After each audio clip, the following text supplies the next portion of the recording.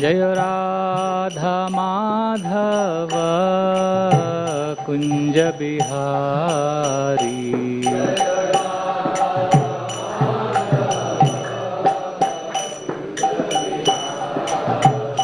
जय गोपी जन वल्लभ गिरिवरधारी।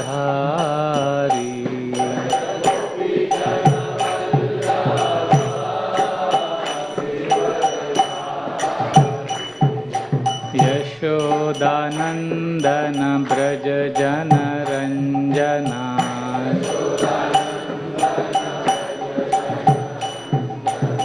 यशोदानंदन ब्रज जन रंजना।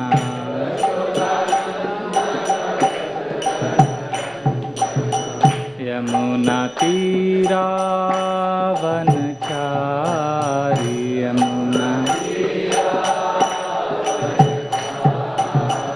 यमुना तीरावनचारी।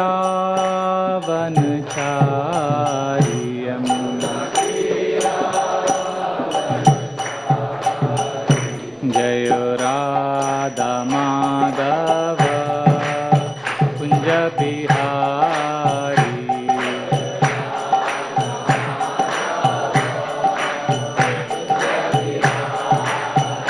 जय गोपी जन वल्लभ गिरिवरधारी।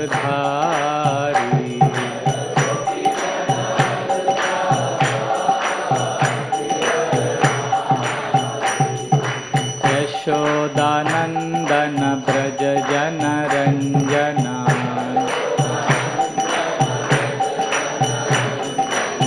यशोदानंदन ब्रज जन रंजना।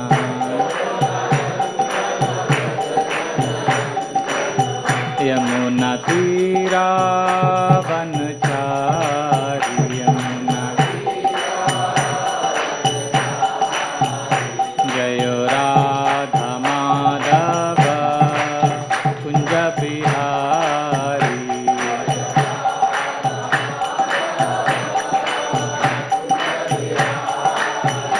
जय राधा माधव कुंज बिहारी।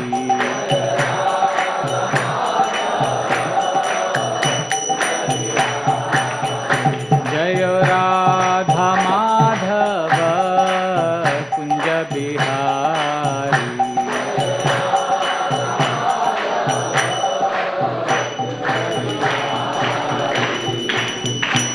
जय श्रीमद् भागवतम महापुराण की जय। श्रील प्रभुपाद की। ओम नमो भगवते वासुदेवाय।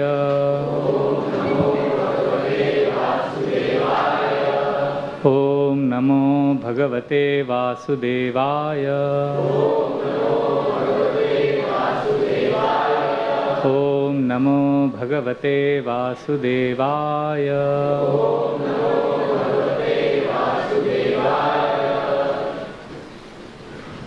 नारायणं नमस्कृत्यं नरं चैव नरोत्तमं देवीं सरस्वतीं व्यासं ततो जायामुदीरयेत्। नष्टप्रायेषु अभद्रेषु नित्यं भागवत सेवया भगवतिरुत्तमश्लोके भक्तिर्भवति नैष्टकी। कृष्णाय वासुदेवाय देवकी नंदनाय च नंदगोपकुमाराय गोविंदाय नमो नमः। नमो पंकजनाभाय नमो पंकजमालिने नमो पंकजनेत्राय नमस्ते पंकजांग्रे।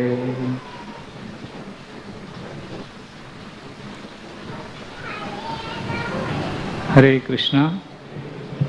We are reading from Srimad Bhagavatam today morning from the second canto,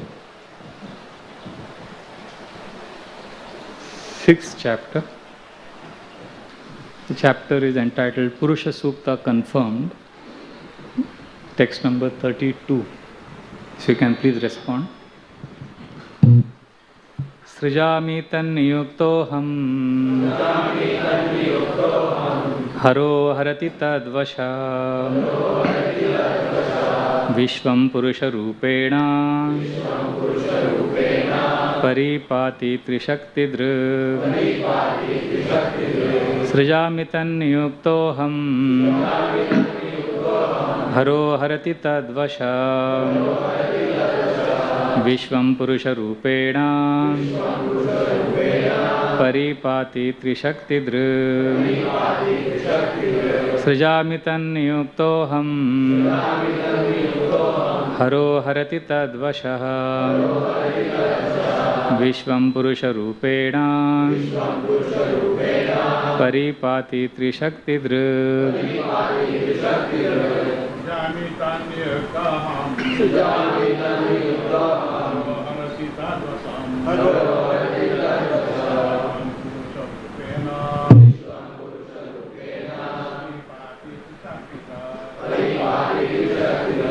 Sujami tanni yuktoham Haro harati tadvasha Vishvam Purusha Rupena Paripati Trishakti Sujami tanni yuktoham Haro harati tadvasha Vishvam Purusha Rupena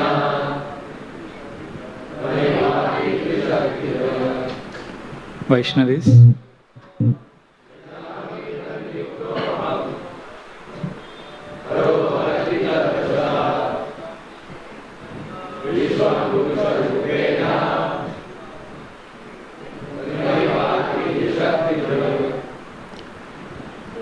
Yeah.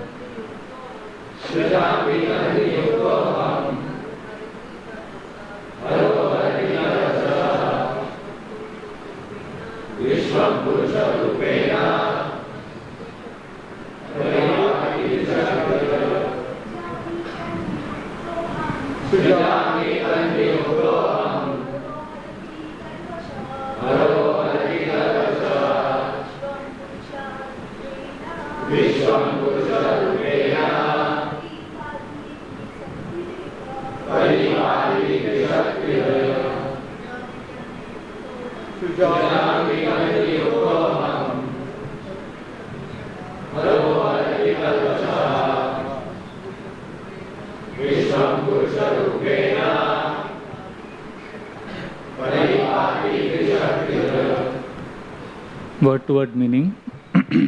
Srijami, do create. Tat, by his. Niyuktaha, appointment.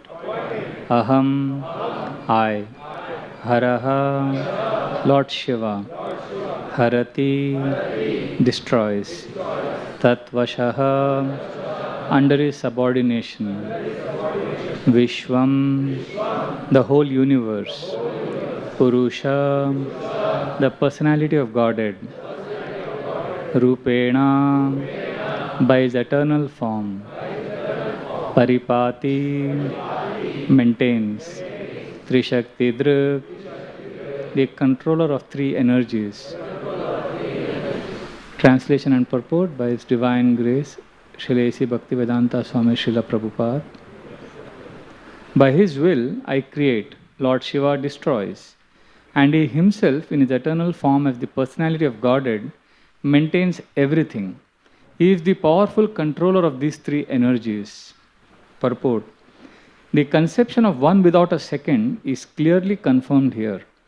The one is Lord Vasudeva, and only by his different energies and expansions are different manifestations, both in the material and in the spiritual worlds, maintained. In the material world also, Lord Vasudeva is everything, as stated in the Bhagavad Gita 7.19. Vasudeva Sarvamiti. Everything is Vasudeva only. In the Vedic hymns also, the same Vasudeva is held to be supreme. It is said in the Vedas, Vasudevat paro brahman na chanyor tosti tattvataha. In fact, there is no greater truth than Vasudeva. And Lord Krishna affirms the same truth in the Bhagavad Gita 7.7. Mattaha parataram nanyat. There is nothing above me, Lord Krishna. So, the conception of oneness as overly stressed by the impersonalist is also accepted by the personalist devotee of the Lord. The difference is that the impersonalist denies personality in the ultimate issue, whereas the devotee gives more importance to the personality of Godhead. Srimad Bhagavatam explains this truth in the verse under discussion. Lord Vasudeva is one without a second, but because he is all powerful, he can expand himself as well as displays omnipotencies. The Lord is described here as omnipotent by three energies, Trishaktidrik. So primarily, his three energies are internal, marginal, and external. This external energy is also displayed in the three modes of goodness, passion, and ignorance. Similarly, the internal potency is also displayed in three spiritual modes, Samvit, Sandhini, and Hladini. The marginal potency or the living entities is also spiritual, Prakritim Vidyame Param. But the living entities are never equal to the Lord. The Lord is Nirasta Samya Atishaya. In other words, no one is greater than or equal to the Supreme Lord. So the living entities, including even such great personalities as Lord Brahma and Lord Shiva, are all subordinate to the Lord. In the material world also, in his eternal form of Vishnu, he maintains and controls all the affairs of the demigods, including Brahma and Shiva.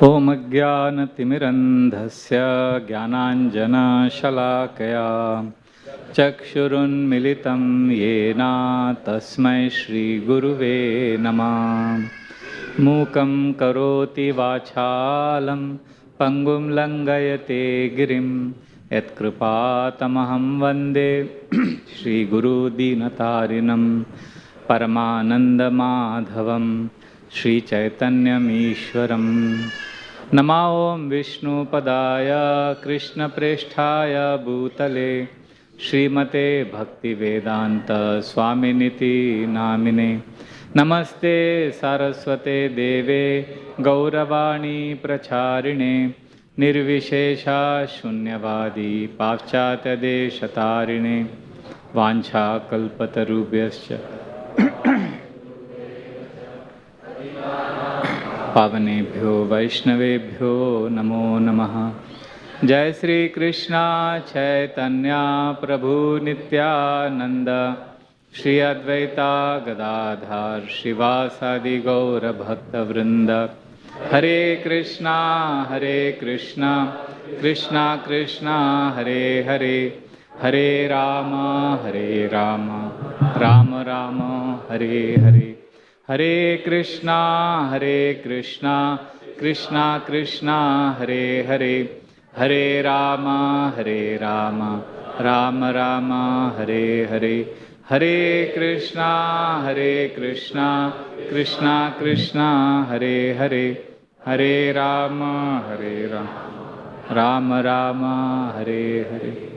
योऽन्तः प्रविश्य मम वाचमिमां प्रसुप्तान् संजीवयत किल शक्तिधरा स्वधाम्ना अन्यांश हस्तचरणश्रवणात्वगादीन् प्राणान् नमो भगवते पुरुषाय तुभ्यं।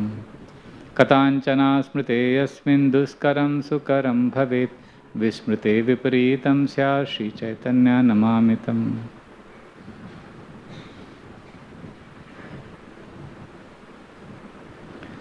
Hare Krishna. We welcome everyone to our Sunday festival, Sunday program, for the morning Bhagavatam class especially.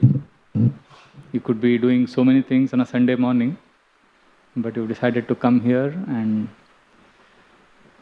express your desire to serve and love Radha Gopinath. So I hope to serve you today morning by sharing some thoughts on this section of the Srimad Bhagavatam. So we are reading a section where Narad Muni is asking questions to Brahmaji and Brahmaji is answering them. So in the previous chapter, Narad Muni asked 6 questions to Brahma about the universe. Yad Rupam, what is the characteristic of the universe? Yad Adhishthanam, what is the shelter of this universe? Yad Srishtam, how is it created? Yad Samstam, how is it conserved? Yad Param, what does it depend upon? And finally, Yacha, what is it composed of? What are the ingredients of this universe? So Brahmaji is answering all these questions. And here, yesterday's verse and today's verse, the second question and the fifth question are being answered. The second question was either Adhishtanam, shelter, and today Yat Param, what it depends upon, are answered. So yesterday we saw how all the universes are situated in Lord Narayan's powerful material energies, which he accepts, although he is beyond the three gunas. Today, Brahmaji clearly says that by the Lord's empowerment alone I create, and Lord Shiva destroys. So I will read the translation again. You can repeat the translation after me. By his will, I create. Lord Shiva destroys. And he himself, in his eternal form, as the personality of Godhead, maintains everything. He is the powerful controller of these three energies. So you see, who is speaking this? Brahmaji is speaking. So there are many beautiful points in this purport. I'll just take one or two sentences which has caught my attention. So Prabhupada writes here, the conception of oneness, one, we say we are all one. Most spiritual organizations, they present how we are one with God. The conception of oneness, as overly stressed by the impersonalists, is also accepted by the personalist devotee of God. That means we, Hare Krishna devotees, we also accept we are one with God. That is the meaning. See, most often if you see, Srila Prabhupada says that we are not one with God. He says we are servants of God. And he focused on how we are not God. But today is of interesting purport. Of course, Prabhupada clarified, we are one with the Lord in interest and service. So Prabhupada, how do we understand this? We are one with the Lord. Srila Prabhupada said we are one in quality and different in quantity. Today is interesting. Today is also the disappearance day of Sripad Madhvacharya. Today is Madhva Navami. You can see Madhvacharya's GT when the curtain opens. You will see sitting like this. His two fingers pointing out. So basically, Dvaita philosophy. Two. Soul and God are not one. Shankaracharya presented, soul and God are one. Madhvacharya said they are different. Soul is always servant of God. They are never one. So, Shankaracharya's philosophy is called Advaita, not two, one, Advaita. And Madhvacharya is called Dvaita. So today is Madhvacharya's disappearance day. See, we are ISKCON, Chaitanya Mahaprabhu has given us the process, Prabhupada has established ISKCON. We are in the parampara of Madhvacharya. Actually, there are 4 paramparas in Vaishnava Sampradaya. See, imagine, a person is drowning in a well. He is suffering inside the well. So, he has to be taken out. So, from 4 different directions in the well, 4 people have thrown ropes. So, he can choose any one of the ropes and get out of the well. Similarly, we are all suffering in the material world. So, what Krishna has done very kindly, he has sent 4 special personalities and they have given us the rope of their parampara, their process. We hold on any one of those ropes and we can come out. Like Krishna gave this knowledge to Brahmaji. And that whole parampara, it's called Brahma Sampradaya. And the main acharya of that parampara is Madhvacharya, whose deity you see here. Today is his disappearance day. And in Madhvacharya parampara, Srila Chaitanya Mahaprabhu, he took initiation from Ishwarapuri, Ishwarapuri took from Madhvendrapuri, and Madhvendrapuri took from Lakshmi Tirtha, who was in the Madhva Sampradaya. That's how we are in that parampara. This is one rope or one way of practicing bhakti and coming out of this well of material world. Lord Krishna also gave this knowledge to the 4 Kumaras. And their line is called, the main acharya is called Nimbarka Acharya. He is the main acharya. So that's called Kumara Sampradaya. So first is what Sampradaya? Brahma, Madhva, Gaudiya Sampradaya, which is our Sampradaya. Second is Kumara Sampradaya, where the main acharya is Nimbarka Acharya. Krishna also spoke this knowledge to Lakshmi ji. She is also the first person who heard it directly from Krishna. And her Sampradaya The main Acharya is Ramanujacharya. And this Sampradaya is called Shri Sampradaya or Lakshmi Sampradaya. So like that, 3 paramparas. And the 4th, Lord Shiva also got this knowledge from Krishna. That is called Rudra Sampradaya. And the main Acharya in this is Vishnu Swami. And of course, Vallabhacharya later, like Chaitanya Mahaprabhu in our Gaudiya Parampara. So like that, so we have 4 Sampradayas. Brahma Sampradaya, main Acharya is Madhvacharya. Then Kumara Sampradaya, Nimbarkacharya. Shri Sampradaya, Ramanujacharya. And Rudra Sampradaya, Vishnu Swami. Like that. And Madhvacharya's parampara we are following, where Chaitanya Mahaprabhu said, he defeated this Mayavad theory. We are not one with God, we are servants of God. So we took that Madhvacharya's explanation that we are servants of God. Chaitanya Mahaprabhu took 2 principles from Madhvacharya Sampradaya. He took from all the 4 Sampradayas. But from Madhvacharya, he took 2 very important principles. One is deity worship, having a relationship with Krishna by approaching the deities. And second was defeating this theory that we are one with God. We are not defeating the Mayavad. We are servants of God. Like that. So like that, actually scriptures contain both statements. That we are one with God, like Shvetashvatara Upanishad, Ishopanishad. And the scriptures also contain statements where we are servants of God. We are not God. So what Shankaracharya did, he focused on those statements which focus on how we are one with God. And there's some statements which say we are servant of God or we are not God. Jiva is subordinate to the Lord. Shankaracharya ignored them as not so important statements. He couldn't harmonize. He didn't harmonize both. He said, this is right. What is right? What statements are right statements according to Shankaracharya?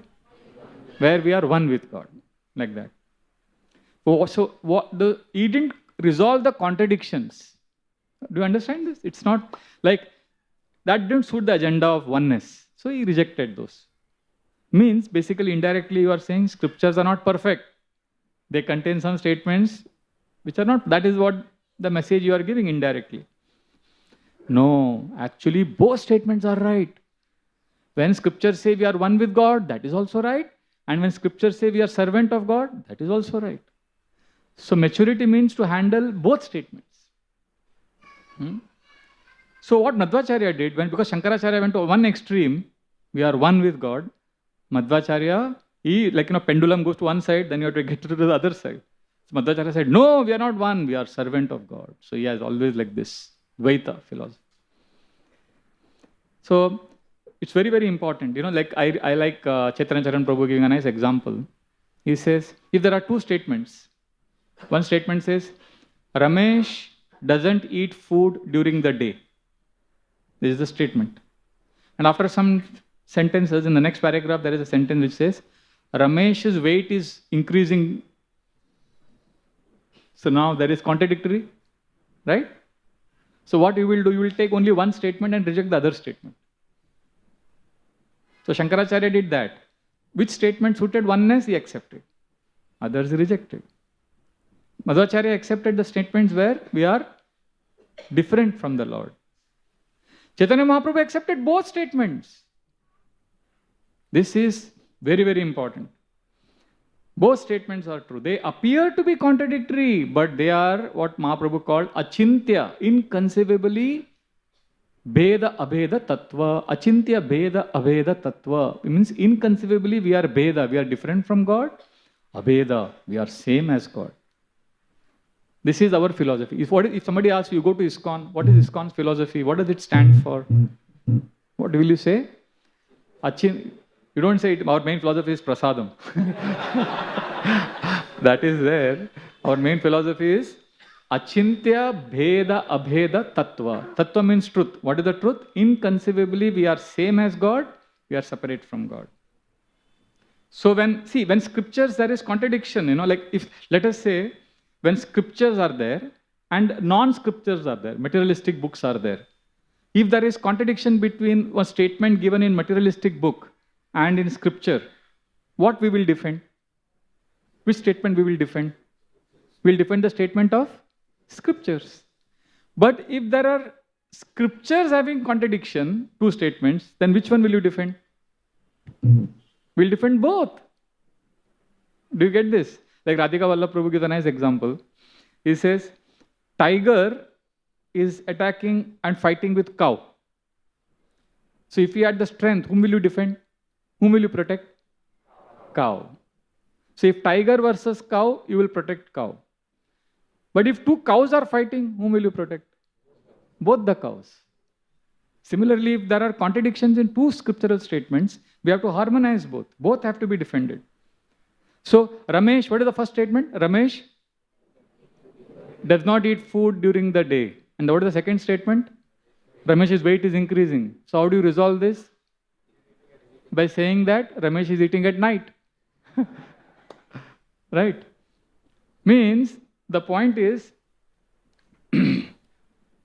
we are one with God. Yes, qualitatively we are Sat Chit Ananda, eternal, fully conscious, fully blissful, like God. Same. But we are different because we are Anu. Lord is Vibhu. Lord is large, huge. See, qualitatively we are same. Sat Chit Ananda. Soul is also Brahman. Lord is also Brahman. But Lord is Parabrahman. So, that is the way we understand. Like salt. Srila Prabhupada gave a nice example. Salt. There is salt in ocean. And if you take a drop of water, that also has salt. So, it is the same salt. Salt in a drop of ocean water and the salt in the ocean is same quality, but the quantity is different. Similarly, we and God are same. All of us are God in one sense. We are actually godly because we are also Satchidananda. But God is God. We can't say I am God because I am also Satchidananda. No. You know, in mathematics we have x is equal to y. Right? And then we do another equation, another step where we say z is equal to y. So then what we say? X is equal to z. So this disease is entered in our head. And when we come to scriptures also we conclude like that. It is not correct. See, if I am Indian, my passport says I am Indian. If you go and meet Mr. Modi and you say passport dikhao. So what his passport says? He is citizen of? Prime Minister of India is citizen of which country? India. So can I say I am citizen of India? Modi is also, Prime Minister is also citizen of India. So I am Prime Minister. This is, you may, technically it may appear logical, but it is not logical. Similarly, I am Satchidananda. Krishna is also Satchidananda. That doesn't mean I am Krishna, I am God. Krishna is Krishna. Like PM is PM. We are ordinary citizens. Therefore, this is very beautifully explained. See, Krishna binds us, all of us together because we are all one with Krishna, but we are different. Srila Prabhupada also explains this beautifully. Krishna explains this in the 9th chapter of Gita. 9th chapter is what? Most confidential knowledge. Bhagavad Gita 18 chapters. In the middle is 9th chapter. Most confidential, sacred things are kept in the middle. Like when you eat batata vada, vada pav. There is bread on top, bread below. And the main batata is inside. Right? When you eat burger, the bread top, bread below. Main masala inside the sandwich is in between. So first 6 chapters speak about Karma Yoga. 13 to 18 chapters of Gita speak about Jnana Yoga. 7 to 12 is main Bhakti Yoga. And within that 9th chapter is middle, which is like inside the batata vada, sometimes there is some kishmish or some... and you're eating, suddenly you feel, arey, kya aa gaya muh mein? Something special. For 9th chapter is that special chapter. Most confidential, secret knowledge Krishna is giving. And there he says this. Maya tatam idam sarvam jagat avyakta murtina mastani sarva bhutani nachaham teshvavastita. Everything is in me, but I am not in them. Nachatas nachat mastani bhutani pashyame yogameshwaram bhutabrunnacha bhutasto mamatma bhuta bhavana. I am in everything, but everything is not in me. See, that is apparently contradictory, he says, but it is very clear that he is there, part of everything. We are all actually one with the Lord, but we are separate. So this is how Prabhupada beautifully harmonized. Chaitanya Mahaprabhu gave this and Prabhupada presented it very, very simple language so that we can understand. So therefore, Madhvacharya is also right. We are not. And that's why we are following that parampara. We are servants of God. Actually, it is thanks to Srila Prabhupada that I understood Madhvacharya's philosophy. I come from that hometown, my hometown where my grandparents are from that sampradaya. So my grandparents, I grew up with my grandparents first 10 years. So we used to have this altar in the puja room where Madhvacharya's photo is also there, like the same deity we have, he is sitting like this. So, but I did not know any philosophy of Madhvacharya. I used to see that, and my grandparents were simple. They used to tell me, because as a child I used to constantly keep eating only. No? Children, they are developing their Annamaya Kosh. Anything they see, they want to eat. So I was always whole day eating only. I'm asking for food. So my grandmother would tell me, see, we are followers of Madhvacharya. See what Madhvacharya is saying. He's saying we should eat only 2 times in a day. So for many years, I thought Madhvacharya's philosophy is we should eat only 2 times. Then I came to ISKCON and Srila Prabhupada's books I read, and then I understood, wow, what a glorious personality Srimad Madhvacharya. He defeated so many Mayavadis and established Bhakti as supreme, and he established that we are servants of God. So this is a very, very important purport which is corresponding to today's Tithi that we are celebrating. Also another statement in the purport which is very, very beautiful is that Prabhupada writes, the difference is, now we are also saying we are one with God, impersonalists also say we are one with God, right? But the difference is what? Prabhupada says, the difference is that the impersonalist denies personality in the ultimate sense, whereas devotee gives more importance to personality of Godhead. For us, absolute truth, God is a person and we can have a relationship with him. This is not some sentimental. People say bhakti is sentimental. No, it is not sentimental. In the 12th chapter of Gita, 12th chapter is also in 7 to 12. That is the middle chapter. And 12th chapter is called devotional service.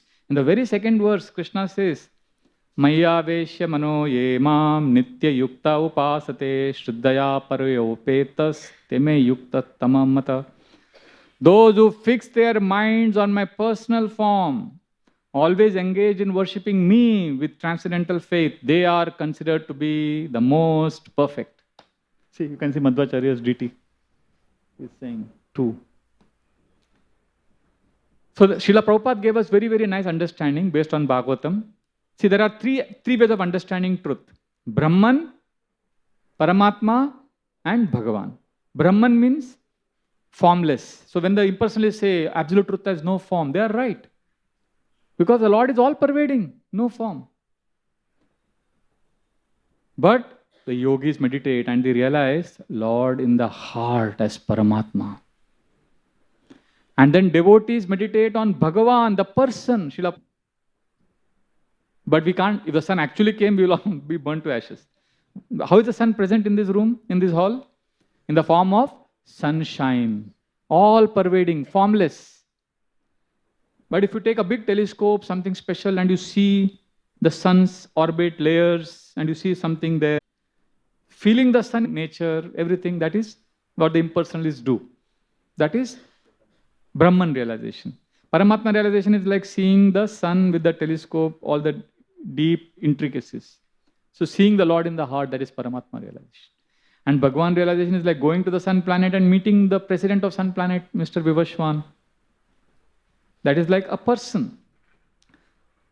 Like many examples Prabhupada gave. Once he gave the example of a mountain. From the far you see mountain is some hazy thing. But you go close, you see, oh, there is mountain, there is a trees, there is bushes, there is some waterfall falling.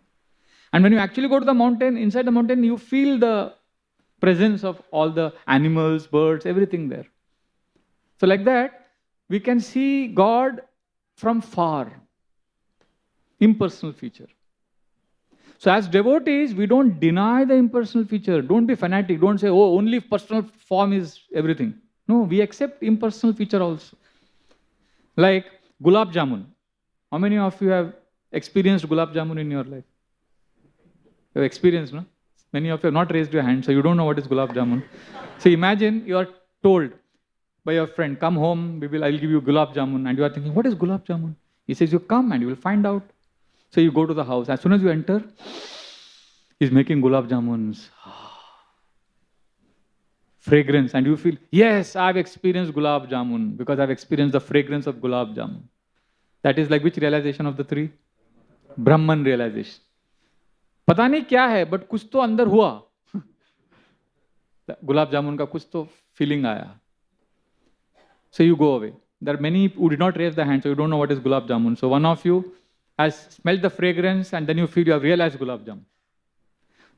Some other person, he goes to the kitchen, and he sees the gulab jamun. It is brownish, and he touches it, it is warm, it is soft, and he feels it. He has got more realization than the first person.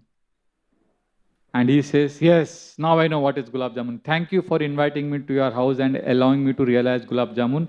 I've seen it. Thank you, Haribol. Now I'm going. So he goes. So first and the second person, have they experienced gulab jamun? They have, but not complete. Both of them experienced little bit, right? First one experienced Brahman aspect of gulab jamun. Second one experienced Paramatma aspect of gulab jamun. And some of you who are very smart, you will stay back. You will say, I've experienced both. Now, what I'm supposed to do, he says, now put this gulab jamun in the tongue. It is Mahaprasad offered to Krishna. And then you take it on the tongue and you taste it. It is succulent. Right? You're salivating now. So when the gulab jamun enters the mouth, and we get the experience of what the first person got and the second person got. And then you also got something extra experience. Similarly, about God realization, impersonalists have one experience, only the impersonal aspect. Yogis, meditators, they have experience of the Lord in the heart, which is like touching the gulab jamun. Devotees have all three. But sometimes, devotees, we become fanatics. We say, God is, personal form is the highest. Everything else is bogus. That is not right. It is like, it is like somebody who is saying, gulab jamun has to be experienced only by eating. All other experiences are useless. And then your friend is calling you home. You say, I won't experience the fragrance of gulab jamun. I won't even see it. I won't even touch it. I will just eat it.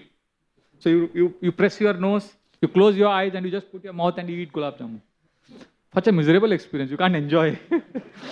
If you really want to enjoy that gulab jamun, you will see it, touch it, and you will eat it. You will be at ease. So we can't psych ourselves up by saying, God is only in the personal form, everything else is... You can't deny everything else. So it makes sense? So this is very, very important. We don't deny in Bhakti Yoga. See, sometimes, when we deny, when we keep saying, we are different from God, then we can slip into duality.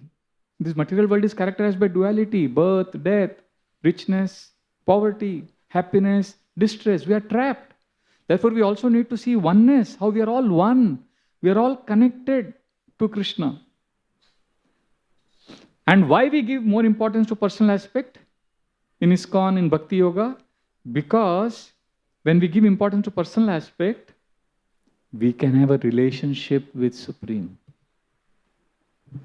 See, if you love someone and you want to have a meaningful connection with that person, let's say you love someone, you claim to love someone, that person also claims to love you. And you want to have a relationship with that person. When will that relationship continue? How will the relationship be maintained? When you experience love in that relationship. Isn't it? Similarly, we are all practicing Bhakti Yoga. It is important that we experience Krishna's presence in our life. It is important we experience Krishna's love in our hearts.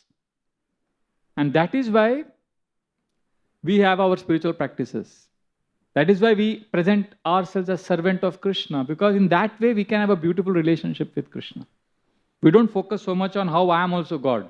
That is stupid, because then you can't have a relationship with God. So, how we can experience that? So now we'll take the purport, we'll dive into it and understand how, Srila Prabhupada is saying, we accept absolute truth as a person. So now we want to have a relationship with that person. So how can we have that relationship? So there are 6 steps I will share. They are very simple. 3 principles and 3 practices. If we understand these three principles and we apply these three principles and practice these three things, total six things, then we will feel Krishna's love. We will experience Krishna in our life. And then everything what Prabhupada says will make sense. Because Gita, Krishna very clearly says, Bhakti Yoga, spiritual practices is not some dry knowledge. Pratyaksha vagamam dharmyam susukham kartum avayam pratyaksha vagamam. It can be experienced. We all can experience relationship with Krishna. Each one of us here can experience relationship with the Lord. So for that, there are 6 points. First 3 are principles and the next 3 are day-to-day practices. So let's take the 3 principles first. The first and the most foundational principle of having a relationship with Krishna, it is called trust, Vishwas. Sometimes people think spiritual life means knowledge, Jnana Marg. People study scriptures, Vedanta. And there are people who only do rituals. No, actually, trust is something deeper. See, we may know about God, a lot of things about God. And there are some people who say, you know about God? That is not important. You should believe in God. If you go to many Sunday, today is Sunday, if you go to many churches on Sunday, they have this masses, Sunday masses, where they say, we believe in Jesus, we believe in God, do you believe in God? Their whole focus is, you should believe in God. And there are some impersonalist schools, their focus is jnana. You should have knowledge about God, knowledge about absolute truth. So knowledge and belief is what people focus upon. But we in ISKCON, Bhakti Yoga, we go beyond simply knowing and believing in God. We focus on what? Trusting God. Trust is what? Trust is belief only, but personalized belief. If I trust Krishna, then I will invest my time, my energy in spiritual practices. I'll take up more responsibility. See, there are many people who say that if you want to experience God, you have to know about God. So in Hare Krishna, do we disagree with this? No. We have to know about Krishna. But knowledge is not the defining criteria of experiencing God. There are so many scholars who know everything about Krishna, but they do not believe in what they know. There are so many scholars. So from knowledge, we have to slowly move to belief. We have to believe what we know. Like, one of our devotees, some of our devotees went to one very big PhD professor who has done PhD on Rupa Goswami. And they were discussing with him. So they assumed that he will be a devotee just because he's a PhD professor. He called them inside and devotees were shocked. He was drinking liquor. He was a PhD professor. He knows everything about God, but he is not believing that to be true. So knowledge is not everything. So when devotees were talking to him, he said, yeah, and they were looking at his wine glass. So he said, oh, so you are seeing my wine. So you know that I will be going to these 3 hells for drinking this. And I was smoking also. And he said, for smoking, I'll go to this hell. He knew all the names of all the hells from the 5th canto. So he knew everything. But he doesn't believe in it. So what is the use of that knowledge? You know? So some people may believe. Some devotees say, no, I believe what is given in scripture. So I will not drink. But there is something more than that. More than belief. And that is trust. Do I trust what Krishna is saying in scriptures? Means, do I trust that it will work for me? Like if I ask myself, do I believe in God? I'll say yes. But still I'm feeling a little inadequate. The main thing I have to ask is, am I willing to take some bold steps to come closer to Krishna? If I take some steps, if I invest some time and energy, that means what I am doing? I am knowing Krishna or believing in Krishna. I am trusting Krishna. So the first principle to have a relationship with Krishna is we need to, do I fundamentally trust Krishna? If I trust Krishna, I will take the next 5 steps. See, if you are forced to jump out of an aeroplane, God forbid, aisa ho gaya, emergency, some problem in the plane, and the pilot says there are parachutes for everyone. So you have to jump out of a plane. So your parachute should open, right? But what if it fails? Is it possible to feel safe when you jump into the unknown? You don't know. You have faith, but you have to trust, right? When you jump out of an aeroplane with the parachute, you have to trust and then jump. You can't say, पहले experiment करूँगा, पहले parachute खोल के दिखाओ, right? Similarly, we may know about Bhagavad Gita, we may believe Bhagavad Gita, we may know the verses, but if I really trust Krishna, then what I will do? I will jump. Means, I will take to the process. Like doing devotional service. Because when we do that, we are showing Krishna that we trust Krishna. And also we are showing that how Krishna actually cares for me. So I hope all of you have got the point. The first principle is trust. Trust is what? It is more than knowledge, more than belief. It is a personalized belief. And it is displayed by action. So there is a quiet inner assurance that Krishna cares for me, He loves me. Imagine you tell, it's like in a relationship, you say, my partner knows everything about me. Very good. You feel happy about it? Yes, I feel happy. My partner knows everything about me. And my partner also believes in me. My partner has confidence that I can do well in life. So your partner knows you well. Partner believes in you well, believes in your ability also. But when let's say you're talking to some woman, alone in some corner. And then after that, and your partner sees you talking. And then, when you are with her, she doesn't raise an issue. And you ask her, don't you have any question? Don't you have any doubt? She says, no, I trust you. I trust your intention. I trust your love. Then what you will feel? You will feel this person really loves me. Right? Similarly, we are saying, I have your knowledge of Krishna. I believe in Krishna. But do we trust Krishna? Do we trust that Krishna is taking care of me? Do we trust that Krishna has the best plans for me? If we trust Krishna, then Krishna will be convinced that we love him. That's a very big deal. Therefore, it is very important that we cultivate trust.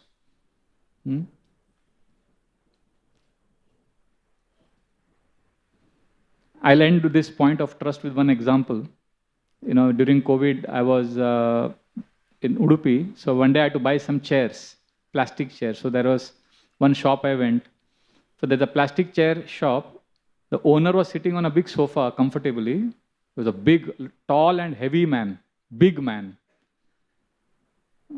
And maybe 140 kgs, I don't know, very, very, very big person. He was sitting. I looked at him. And then there was a sales man who was attendant. And he was explaining to the customers about. So when I asked him about the different chairs, he had a lot of knowledge about the chairs. I said, very good, very good. So I was impressed by his knowledge. In the end, I asked him, thank you. So he said, how many chairs you want to buy? I said, wait. Whatever knowledge you told me that this chair is good, this chair is strong, do you believe all that you said is right? He said, of course, sir, I believe what I'm saying. I'm working here for 8 years. I believe what I'm saying. I said, very good. Then I asked him, do you trust that this chair is strong? He looked at me, curious. I said, you have knowledge about the chair. You have belief also. But do you trust that this chair is strong? He looked at me. Then I said, very tongue-in-cheek, I shouldn't have said that. But to make fun, I said, you call your owner and tell him to stand on the chair and jump. Then we will know that this chair is strong. So then he also laughed, we laughed. And it was a harmless joke. It was not supposed to be offensive. Nowadays you have to be very sensitive. Nowadays people can take offense with anything. So I said, if a proprietor stood up on this chair and jumped, then that means he really trusts it. I think now you got the difference. So knowledge about the chair, belief that the chair is strong, but trust is when you jump on it. knowing that it will not fall. Similarly, we know about Krishna. We are coming to classes every week. We believe also after some time. But all this is intellectual. Trust is heart. You dive. So therefore, and if we trust Krishna, then the other 5 things we can do. And the first is the baby steps we have to take, which is how we make tangible deposits in our relationship with Krishna. See, because trust can also be abstract. I can say a lot of things. I trust Krishna. But Krishna has said, if we trust Him, Yoga Kshemam Vahameham, He will carry what we lack, He will protect what we have. So therefore, we have to trust Krishna, and to trust Krishna means the second principle we have to accept. And what is that? Scriptures. Bhagavatam, what you are doing right now. Accepting Bhagavatam. By sitting here in the class, you are declaring that you accept scriptures. This is what Chaitanya Mahaprabhu and Srila Prabhupada gave us. Scriptures, Bhagavatam. See, if you don't have scriptures, and if you say, I am doing spiritual life, then we can become dangerous. Rupa Goswami says, Utpata eva kalpate. What is that verse? Shastra vidya musrijya vartate kama karanat. Nata siddhim avapnuti na sukham na param gatim. Krishna says, without scriptures, you think I will become spiritual. That is dangerous. You will create utpat. You will create riot in the society. Like, Hitler thought Hitler used to write journals every day. But dangerous, no? So journal writing, some people say spirituality is all about journaling. Or spirituality is all about, knowing that, connecting to yourself, being in the moment. So you can be in the present, and you may be in the present life after life after life. We have to rise beyond present. So we need higher knowledge, we need higher wisdom, otherwise our mind and intelligence and ego can cheat us. Without scriptures, without a conscience, our journaling, our meditation can make us Hitler. Because there is nobody to guide us. There is no higher intelligence to guide us. So it's very, very dangerous. So when we read scriptures, what happens? When we hear scriptures, what happens? We access an intelligence beyond our intelligence. And then we understand what is right, wrong, and we get direction. You may say, but Prabhuji, but I have problems in my life. I have got job problem, relationship problem, and what is the scriptures? Bhagavatam is talking about Brahma, Narada conversation, how it will help me. It will help. Just like in the Indian Military Academy, they teach so many war techniques. They will teach warfare, military history. 3 years, the students study nicely. And then they go to fight in the war, they don't take their textbook with them. Like when the NFG commandos entered Taj Mahal Hotel to capture the terrorists in 2008, they did not sit and discuss, abhi kaun sa chapter ka apply karne ka. We have studied so much 3-year course. Which battle? Battle of Somme, Operation Barbarossa, Second World War. No. They studied all that for 3 years. Their conscience is shaped. Their intuitive power is developed. And there in the battlefield, they know how to adapt and apply a new technique which will be part of future textbooks. Similarly, we hear Bhagavatam every day. We study scripture which talks about Ambarish Maharaj, Prahlad Maharaj, so many case studies. And we allow that sound vibration to purify us. And then when we enter the battlefield of our own life, these scriptures help us navigate nicely. So this is how scriptures help us develop a moral compass. So therefore, we need to regularly hear and read scriptures. And when we read scriptures, hear scriptures like you are doing, what we are also doing is we are demonstrating humility. We are showing Krishna that, Krishna, I am willing to access higher dimension. I am willing to come closer to you. So these are the 2 of the 6 points. What is the first one? Trust Krishna. Second is scriptures. And third principle is listen or mindfulness, being present.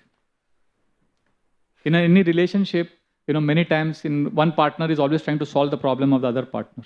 And the other person says, I don't want you to solve, just listen to me. Understand. We all want to be understood, right?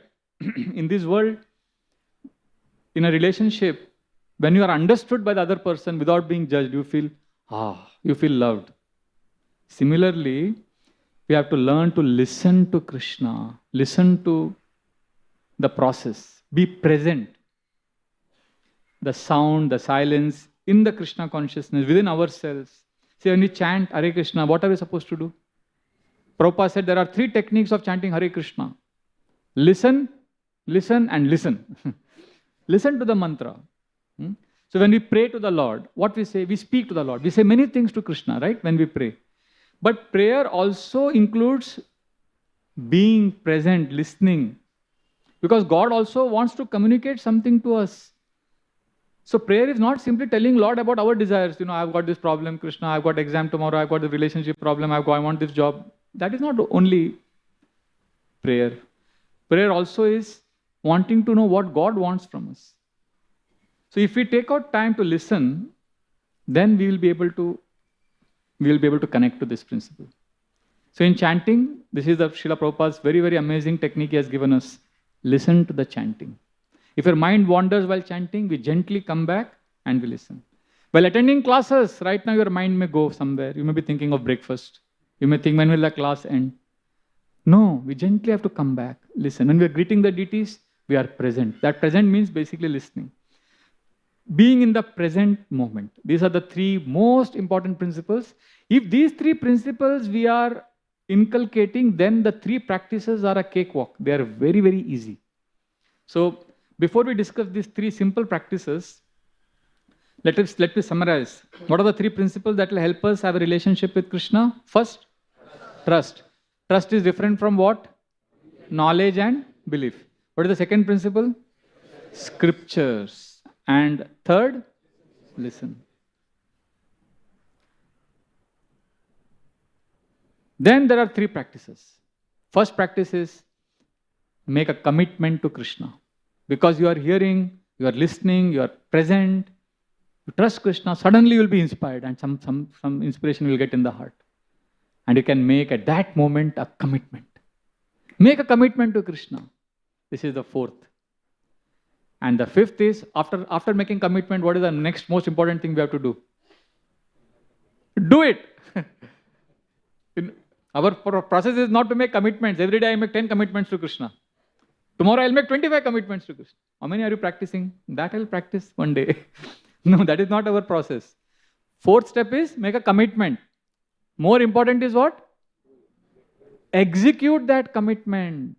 Execute it. That is more important. And what is the sixth step, which is most important?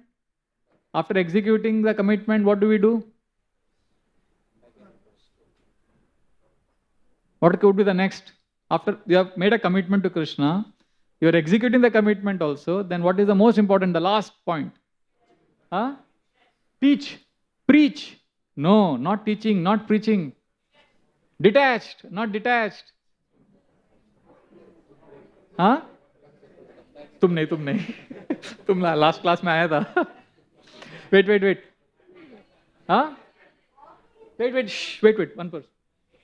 Make it a habit. No. Make it a habit of making commitment and executing it. No. The sixth one is not that. Consistency is not consistency of making a commitment and executing it. No. The sixth one is something different than making commitment and executing it. You may keep executing, you may keep making commitment, but there is something more important than both of that. That is the sixth one. Anybody? Yes. Gratitude. You are close, very close, but wait. Thank Krishna. You are also very close. Thank Krishna. Gratitude is very close. Basically, what we are saying is, what were you saying? Come back and report to Krishna. You have made a commitment. You are executing it also. But what if you fail? What if you executed? Then you make another commitment. But you basically have to come and report about your commitment. You have to tell Krishna, Krishna, this is what I promised and this is what I did. Then the relationship with Krishna actually starts manifesting. Otherwise, I may make a commitment that I will chant 16 rounds or I'll chant 25 rounds or I will do this, I will distribute 100 books. And then I execute it. And I may do it, I may not do it. Either ways, what is more important is to be able to come back to Krishna and give a report. Krishna, this is what I promised. This is what I could do. This is what I could not do. So let us go back to the fourth step. Fourth step is making a commitment. How does this happen? Remember the three principles. If we have a trust, if we have implicit trust, which is we show our trust to Krishna by making commitment and also by listening to scriptures, by being present, then suddenly you'll get an epiphany, you'll get an inspiration of making some commitment. And you make that commitment. I'll give an example.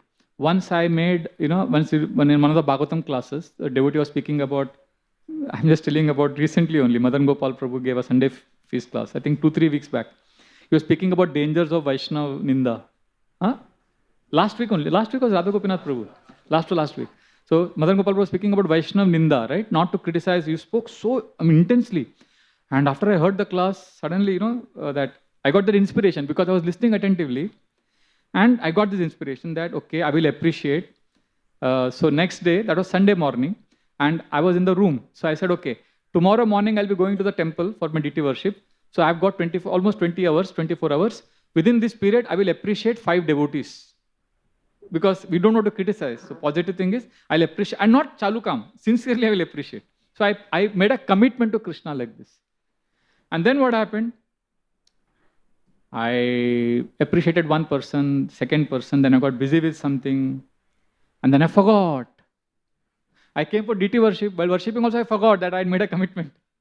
So I executed the commitment, but see, what happens, when you make a commitment, it is very important because it helps you to see Krishna as a person, as a sentient being who is listening, who is waiting for us. So when you make a commitment, he is there, ready. So I have to communicate with him as a person. But unfortunately, what happens, when sometimes we're inspired. Have you been inspired suddenly by some motivational talk, some lecture? Wow, baja gaya, Prabhu ji, kya inspiration mila, kya motivation mila. But inspiration, inspiration is like a flash of lightning. Suddenly it comes with great intensity. But just like lightning comes and disappears, inspiration can also, hota na, inspiration disappear hota hai. Prabhu ji, I'm very inspired. 31st December, everybody is inspired. New Year resolution. Right? But when we make a commitment, what happens? Very crucial. It helps us to capture that inspiration. When you make a promise, it allows that motivation to linger for a longer time. Or thoda der tak wo motivation rehta hai because you are making a promise, you are making a commitment. Otherwise, the mind is very fickle, right? Mind can run here and there. Mind can, with lot of ferocity, jump to the other extreme. Completely forgot. I forgot. I was staying in the temple. I already appreciated 2 devotees. That's why the step 5 is very important. Executing the commitment. Doing what you promised. This is a very, very critical role we have to. This is very, very important. But unfortunately, what happened with me? Execution also failed because so much of pressure, seva, important things to do. So when there are many commitments, it takes a toll. Right? All of us forget Krishna. No? Is there anybody who remembers 24 hours, he remembers Krishna and his promise to Krishna? Right? We forget. So I forgot. And then after deity worship, then I was here in the temple, something happened. Somebody said something nice about me, and then suddenly I remembered, Arey, yesterday morning I had promised and I appreciated only 2 devotees. After that I forgot. Then I did not make any promise to Krishna. Because I thought, क्या फायदा promise करके वो commitment कर नहीं पाते. चलो अभी नहीं commitment करें. See what I had done, I had missed the 6th and most important step. What was that? Even if you fail, come back and report. I could have just come back and I could have said, Krishna, I'm sorry.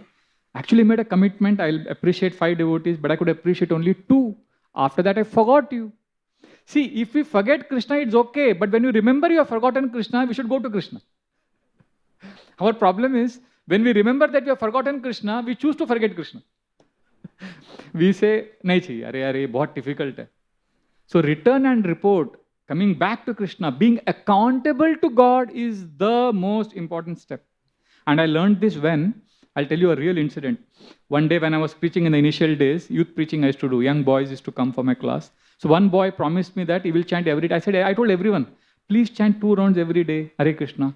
And he looked at me and said, Prabhuji, I promised to chant 32 rounds every day. I said, no, 32 nahi. Do mala karo, 2 mala. He said, no, Prabhuji, I can do 32. I said, no, just chant 2.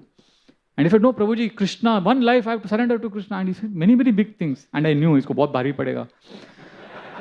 But I said, ठीक है, अभी वो इतना बोल रहा है तो अभी I can't be discouraging, no. So I said, Prabhu, chant few rounds, you'll be okay. So then what happened? After that, he didn't come to the program at all. So one day I was going to this bus stop here, 123 bus stop. I had to go south. So there he was standing and he saw me and he ran away. So I realized that he's avoiding me. And that time we didn't have mobile phones to call. I'm talking about 1999, 2000, 2001. So one day what happened, I caught him in the bus stop. He did not know that I'm there, and I saw him and I just held him. He looked at me, Hare Krishna Prabhu. I said, Hare Krishna, how are you? And I knew that he had made all this big promise, and I was very conscious. I will not, because I did not, see, I don't love him because he's chanting so many rounds. I really care for him. So if he's not chanting, it's okay. I didn't want to ask him and embarrass him. So I just asked him, how are you? How is your mother? I had known that his mother had gone through some problems, health. So I had asked him about her well-being. After some time, what happened? He only said, Prabhuji, sorry I made such big promise. After that, I could not chant even one round. And I said, it's okay. You could still come to temple. We can meet. I'll give you some prasad. He said, you're not disappointed? I said, no. Oh, but I thought you wanted us to chant. I said, yeah. I mean, I had asked you to chant, but you are more important to me than what you can do, for me. If I tell you to do this and you can't do, that's okay. He said, really? I said, yeah, I'm not judging you for not chanting. Oh, okay. So I said, you can come to temple. So then he said, Prabhuji, I was afraid that I will be disappointing you. And then I told him, this is our problem. In this material world, we are always judging each other. Like if you promise something to someone and then you cannot able to do it, what you do, you try to avoid that person. Why we avoid that person? Because we know that person will judge us. He will say bad things about us. We have this deep-rooted belief that Krishna is also like that. Krishna is also like my neighbor, my office colleague, my friend who will judge me, my spouse who will judge me. We think if I have failed in something and if I go to Krishna, Krishna will say, what nonsense? No, we have to I'm not saying we should not honor our commitments. We should try our best to honor our commitments. But I'm just saying this material energy is indefatigable. Material energy pulverizes us. It is very powerful. And if some of us slip, instead of falling down, falling down, you can fall up. But if you fall away, then you are lost. So if you fall down, you can still come up and come to Krishna. And then when you come to Krishna, you will realize, wow, Krishna is so different from the people of this world. Krishna doesn't judge me. Oh, you will feel a big sigh of relief. I made a promise. I could not do it. But when I came back, Krishna was there.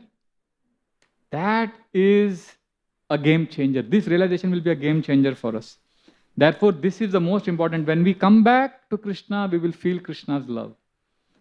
See, in all traditions, God has been presented as someone who loves us. But only in Krishna consciousness, we understand God is there as Paramatma. He will always accompany us. There are many Semitic religions, they teach God as someone who is eternally will condemn us to hell. Hamesha ke liye aap narak mein rahenge. Krishna is not like that. Krishna is there. He is waiting for you to just once turn to him and say, Krishna, I love you. I want to love you. I want to serve you. So therefore, it is returning to Krishna that helps us experience Krishna. So Srila Prabhupada, he made a commitment to Krishna. Krishna, I'll make this beautiful temple for you, at Radha Bihari temple, at Juhu. And he desired this when he was walking from Andheri station to his colony at India steamship colony before going to America, 1966. And you saw that land, you used to think, idhar mandir banega to kitna acha hai. He used to think like that. And then he made a commitment to Krishna in 1971, and then Mr. N was creating so much of problem, and Srila Prabhupada was fighting with him. Mr. N thought a simple old man, sadhu, I can cheat him. So Mr. N was cheating Srila Prabhupada and devotees of 16 lakh rupees. And he thought he will drive them out of the land. But Srila Prabhupada fought against him, and devotees were wondering, why is Srila Prabhupada fighting with him? But they don't know. Srila Prabhupada had told Radha Bihari, please stay here. I'll make a nice temple for you. Because he considered Krishna as a person. Just like Nanda Maharaj and Yashoda, when they saw Krishna was caught in the coils of Kaliya, they were gripped by fear, anger. They were running. So Prabhupada was very protective about Radha Bihari. So he had this commitment, he had this desire, and Krishna reciprocates. When Srila Prabhupada came down of this Bharati Vidya Bhavan after giving lecture in 1971, with his walking cane, he looked in this direction, this 7 km Munshi Marg lane, and he made his cane like this. And he told Shyamsundar Prabhu, we should have a temple here. So Krishna reciprocated with that desire of Srila Prabhupada. So what I'm trying to say is when we make a commitment, we start having a personal relationship with Krishna. In Los Angeles also, Srila Prabhupada 1970 made a promise to Radha Rukmini Dwarkadish that please stay here, I'll make a nice temple for you. So Srila Prabhupada, because of this commitment, he could do extraordinary things because Krishna reciprocated. I'll tell one pastime of Srila Prabhupada.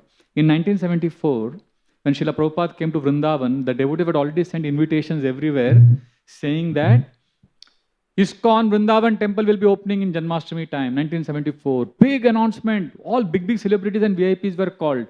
And Srila Prabhupada loved Krishna Balaram, Vrindavan Dham. So he came happily. When he came and he saw it was a construction site, nothing was ready. And Srila Prabhupada said, you can't open a temple. This is nonsense. There is no... Devotees in their over-enthusiasm, they had said that it is complete. It will be complete.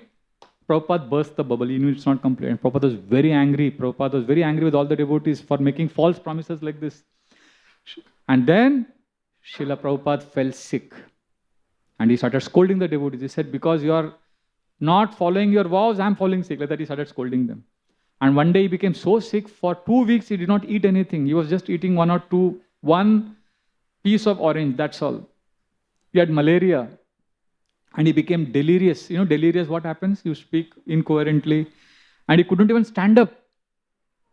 And that time, the devotees were not able to construct the temple because the cement was, it was 1974, Indira Gandhi government, there was a lot of problems. Cement was highly controlled.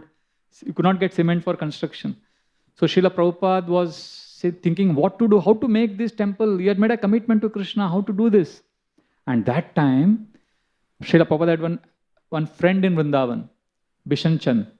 And that friend had another friend who was the governor of Uttar Pradesh, Dr. Akbar Ali Khan. So when Akbar Ali Khan was in Vrindavan, so devotees made an arrangement that let Akbar Ali Khan come to the Vrindavan temple construction site, and if he is impressed, he can tell the government and he can get some cement. So the devotees told Prabhupada that we will organize everything. Srila Prabhupada said, I will come and meet him. Devotee said, Srila Prabhupada, you can't even get up, you relax, we will take care. Srila Prabhupada said, no, I want to see him. So when Dr. Akbar Ali Khan's program was arranged, they made a red carpet welcome for Srila Prabhupada. And there was a big program arranged, and Srila Prabhupada could not even stand up. Devotees had to put tilak for him. He had 104 degrees temperature. And he came and he was sitting in the chair, in the stage. And then Akbar Ali Khan's governor's car came. All the officials got down. And when the governor started coming front, Srila Prabhupada got up from the chair and stood straight as if nothing has happened. And he shook hands with the governor and smiled at him.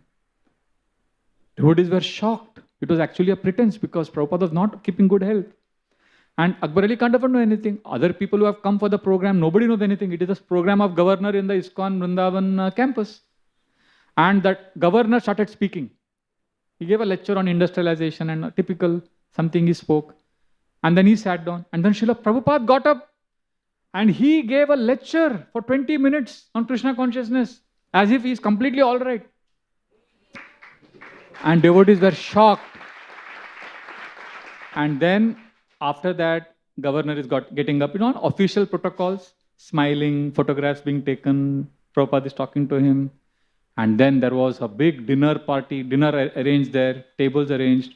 And Srila Prabhupada walked with the governor to the dinner table. And when you are very sick, for 2 weeks you're not eating anything, you have no appetite, I'm sure you must have experienced when you have very high fever, you don't feel like eating only. And Srila Prabhupada sat with him in the table, and to give him company, Srila Prabhupada ate the whole dinner prasad normally as if nothing has happened to him. And devotees were shocked at what Srila Prabhupada was doing. And then Srila Prabhupada ate the dinner, they smiled, they spoke about so many things, and then Srila Prabhupada walked with him to the car, governor sat in the car, and the car started, and the car left, and Prabhupada collapsed. And devotees held him. He had 105 degrees temperature. Of course, Srila Prabhupada said very clearly, never imitate this great soul. When we imitate Goswamis, pure devotees, if you are sick, please go to doctor. Don't do stunts like this. It's not feasible. Pure devotee has a relationship with Krishna. Why he is doing what he is doing, it's at another level. But that stage we can reach when we first start making a commitment. See, Srila Prabhupada taught us that making commitment to Krishna is a very serious matter. Very serious. See, there are two principles Srila Prabhupada emphasized. Very important two principles. First, he said, make a promise to Krishna under the guidance of some devotee, some senior devotee, some spiritual master ideally. Some commitment to Krishna. That is first. And second, Prabhupada said, don't, please avoid vows that are very difficult to follow. Like, don't say I'll chant 32 rounds, Make vows that you can follow. So then, when we do that, and then we struggle, and what happens? We have to acknowledge Krishna consciousness is not always easy. Sometimes it is difficult. We may find difficulty. At that time, if we have the sixth principle, we come back and report, then we will be able to have a relationship with Krishna. So to conclude, I would just like to summarize what are the six principles by which we can have a relationship with Krishna. What is the first one? Trust. Trust is different from knowledge and belief. Second, scriptures. Third, listen. Fourth, make a commitment to Krishna. Fifth, execute that commitment. And the most important sixth is, come back and report to Krishna. So before we take some questions, I just want to read one quote of His Holiness Srila Satchidananda Swami Maharaj. And after this quote, I'll throw open the floor for some questions and comments. It's an amazing quote. Please listen to this. Recently in one lecture, His Holiness Satchidananda Swami Maharaj said this. I'm reading it as it is. He has this style of saying, my dear devotees, Maharaj is asking, my dear devotees, is your relationship with Krishna active or passive? Passive means you are interested only in rituals of Krishna consciousness. And there is a communication breakdown with Krishna. Your relationship with Krishna is active, means you are responding to Krishna's love. 70% of devotees in our movement are suffering because of communication breakdown with Krishna. Please, my dear devotees, please allow your heart to dominate your brain. Please respond to Krishna's invitation to enter a relationship with Him. Thank you very much. Hare Krishna.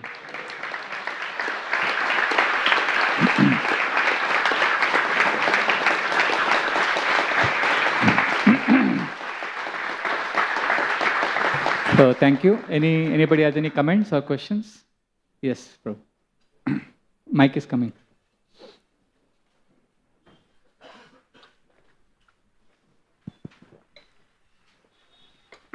You start speaking, they will switch on the mic. I'll repeat the question on the mic. Yeah. Thank you for a beautiful class, Prabhu. Haribol. Thank you, Prabhu, for a beautiful class. I wanted to ask from the translation of this purport, and this is something that I recurrently get confused with.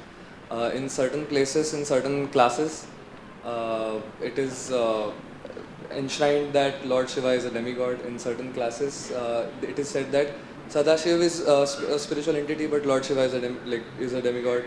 And so I'm very confused. In some classes, on some YouTube videos, it said one, and all ISKCON classes. So can you please clarify? So after hearing from so many devotees also, if you are confused, then I will tell you something that will add to your confusion. So I'll give you a different answer to this. See, because what will happen now, if I give an answer, you already have seen so many lectures of ISKCON lectures on YouTube on Shiva Tattva, right?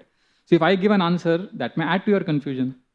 So what I will give is, instead of saying about Shiva and Krishna relationship, which anyway you know from YouTube, so many versions you are hearing, I will give you a different paradigm.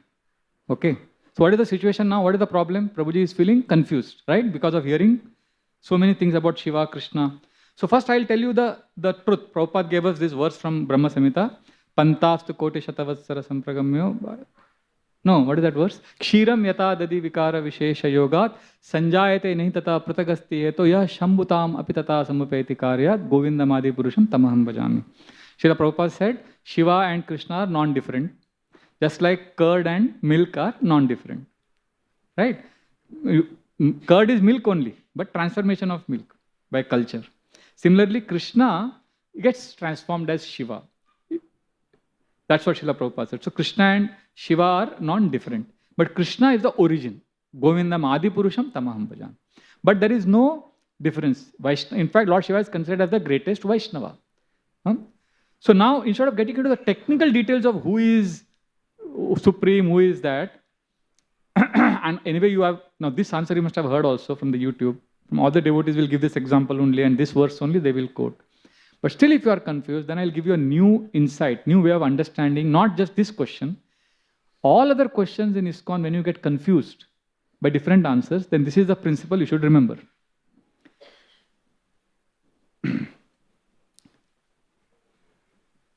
Krishna consciousness is a relationship. With whom? Krishna. Just like in this world, when you have a relationship with someone you love, there are three things that happen. Similarly, in Krishna consciousness, there are three things that happen. In this world, when there is a relationship and you fall in love with someone, there are some things about that person immediately you like. And immediately it makes sense to you. Oh, he's so caring, he's so understanding, he's so patient, he's got service attitude, he's so knowledgeable. Some things immediately attracts you about the person. Right? Similarly in ISKCON, when we come, some things immediately make sense. Wow! For me, it was Achintya Bheda Bhed Tattva. It made so much sense to me. For some people, Sankirtan, dancing, wow, maja aa gaya. They fall in love with ISKCON because of these things. For some it is prasad, for some it is association of devotees, for some it is a beautiful temple. Right? Just like in a relationship, there are some things that immediately appeal to you. Similarly in Krishna consciousness, some things immediately make sense to you. That is first. The second is, when you fall in love with a person and have a relationship, there are some things you don't understand. Some things you doesn't make sense. It happens. But it makes sense after some time. Like one Prabhuji was saying, you know, my wife, we fell in love, we got married. But one thing very irritating about her, I never understood. Only this recently I understood. After 17 years of marriage, I understood why she's attached to one particular brand. Because you know, when there were children, when wife was a child and her father had lost a job and that company had given a job to her father, so she had become emotionally attached to that company, you know, like that, some patterns was there. So some things about your partner, about the person you love, you understand after some time. It happens. Immediately you don't understand. Similarly in Krishna consciousness, when I joined, some things I immediately liked, some things I could not understand. I could not understand why devotees jump and dance so much. Now it makes sense. I could not understand the importance of that Vaishnava Aparadh is very dangerous. I used to think, kya hai problem? But now I'm very scared of Vaishnava Aparadh. You know, initially many things we don't understand. But over a period of time, as we practice, we understand. So in a relationship, there are three things. What is the first? You fall in love with some aspect. Second, you appreciate after some time. And there is third thing in a relationship. You will never understand about that person something.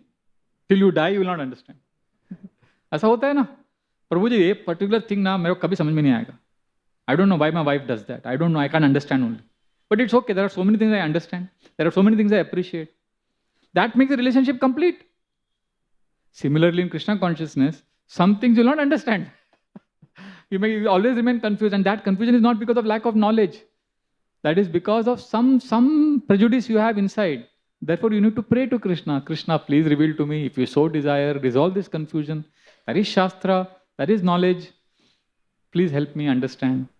Then when you say that, when you have that mood of prayer, Hriday Prakashito, that knowledge will be revealed from within. And you may be able to appreciate. But still, some things you will not be able to appreciate. Like there are some things which I will not share here. There are a few things which I am not able to appreciate in devotee communities and Krishna consciousness. But that doesn't mean I am like disturbed. That means, okay, there are so many things I love. Kuch nahi jamta hai, theek hai, but overall it's wonderful, right? It's a relationship. So like that. So our understanding in Krishna consciousness is we respect all devtas. Gaur Gopal Prabhu gave a beautiful example which has been in my heart forever. It's like, you know, a girl getting married and entering a joint family, huge joint family. When you enter a joint family, what happens? Your first relationship is with whom? Husband. But she doesn't say, I will only be with my husband. I will not talk to anyone, I will not serve anyone. No, she will serve her Tauji, father-in-law, Kaka, Chacha, Devar, Devrani, mother-in-law, everyone she will serve. But her first attachment is to her husband. Now she can't say, okay, other extreme she can't go. Okay, I have come to joint family, everybody is good, so I will serve everybody else, I will ignore my husband. No. She will do both. So similarly, but our first is her husband. Similarly, we in Bhakti Yoga process is based on making Vishnu, Krishna the Vishnu Tattva, as a husband, as a Lord. But in the Vedic culture, all the Devtas, they are like part of the joint family. They are all connected with Krishna. So we serve them, we respect them. You know? So our devotees respect. Our devotees also go to Babulnath. They also respect their Kula Devi. They also perform their practices, you know, their traditions, family traditions. But they know who is their husband? Krishna. So in that mood, we worship, we respect Lord Shiva, Ganesha, Brahma, everyone.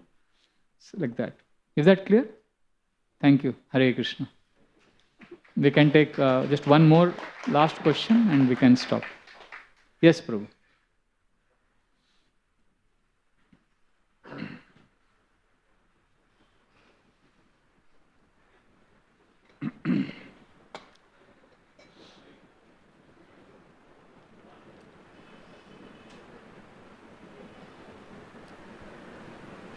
Thank you very much for a wonderful class, Prabhu. As you said, you should listen to your heart and whatever your mind says. So, when should we listen to our heart and when should we listen to our mind? I mean, it's very confusing. The last time I gave Bhagavatam class, same question was asked. Okay. Maybe I was same question. Somebody asked about how to know which is the voice of the heart, which is the voice of the mind. Yes. Mind's voice and Paramatma's voice. Same question I asked. I'm feeling a sense of deja vu. Yeah. So mind, I didn't say you should listen to the mind because mind is very nasty. Mind will say many things many times. But heart, yes. So therefore I said again and again, I'll repeat. The first principle is what? Trusting Krishna. Second, scriptures. Third, listen. If you're doing these three, then you will be able to make a commitment to Krishna. And then you can execute that commitment. And then you can come and report to Krishna. Then you will be able to discover and separate the voice of the heart and voice from the mind. Otherwise, you will not be able to. See, right now we are discussing about something. It's like, we are sitting in this building and we are talking, wo building ke andar hall mein kya ho raha hai? We can't speculate because we are not there, we are here. So to understand the soul or the heart's language, we need to enter that space. So to understand what's happening in that house, we need to get out of this house and go walk on the street and go there. Right? Similarly, to know the level of the soul and the heart, our relationship with Krishna, we need to get out of our mind and practice these principles of listening to scriptures, chanting Hare Krishna, making a commitment. Then we will embark on this journey. Do you understand what I'm saying? So we have to make a beginning. You can't be sitting here and wondering what is happening there. You have to get out of this house and walk. But still, for all practical purposes, if your mind is telling you, go to temple, listen to the mind. If your mind is saying, I have sense gratification, don't listen to the mind. So anything, whenever the voice within helps us connect to a higher version of ourselves, we should listen to that voice. That voice is a voice of the heart or voice of the soul. Whenever a voice within is degrading us and allowing our dark side to come up, then we should ignore that voice. Heart is also very chanchala and mind is also very chanchala. Oh Krishna, now we are getting into paralysis by analysis. Heart and mind, we don't want to get into that. See, mind, intelligence, ego, all three are one. We call them as mind. When I say heart, I'm talking about soul. Soul is different from mind, intelligence and ego. Okay? Understand, Krishna is here. On your right side, imagine Krishna is there. Okay? You are the heart or you are the soul. You are in the middle. On your left side is mind, intelligence and ego combined, which is called mind. Are you getting it so far? You are in the middle. Who is in your right? Krishna. Who is in your left? Mind. So what we are doing all the time, listening to the mind. I gave you 6 things today. Practice them. Then slowly you will start hearing, Are, idhar bhi right mein bhi koi hai. We are constantly looking at this person on the left, mind, intelligence and listening to him. So once you start practicing these 6 things which I spoke today, what are the 6 things? What is the first one? No, wait, no, I'm asking him. I've written it. Yeah, so you'll have to go back, read it and remember it. So when we do those 6 things, yeah, can you read it? What are the 6 things? Yes. First is trust, then you read scriptures, believe in scriptures, listen, commitment, executing and reporting. Yes, when we do these 6 things, what will happen? Slowly we will start feeling, अरे यहाँ पे भी कोई है मेरे right side में, कोई बोल रहा है प्यार से, soft voice, है ना? You will hear that. So you have to awaken that soft voice. Yeah, that voice will be awakened when you do these 6 things, and then you will feel, अरे यहाँ पे, and then you hear, अरे ये तो बहुत अच्छा दोस्त है मेरा, इसको देखा ही नहीं मैं. I'm only listening to this mind, which is 10 foot tall, huge, loud. Mind's voice is loud, fast, attached. अभी ये करो, WhatsApp check करो, ये करो, वो करो. Mind's voice is loud, fast, attached. And Krishna's voice is soft, slow, and detached. Krishna will tell you, chant Hare Krishna. So Krishna will tell you, soft voice we will hear. Be kind to others. Chant Hare Krishna. But if you ignore it and you only listen to the mind, Krishna will not push you. Krishna will say, ठीक है, बेटा तू आएगा एक दिन मेरे पास. He'll wait. Krishna will eternally wait for you. Because Krishna is not a forcing lover. He's not a lover who will force you to say, sometimes in the movie they may put a gun. The villain may put a gun on the lady and try to get her love. That is forced love. Krishna will not put a gun on your head and say, tell me I love you. Bolo.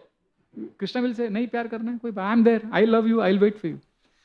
Krishna's voice you can hear. Soft voice calling you.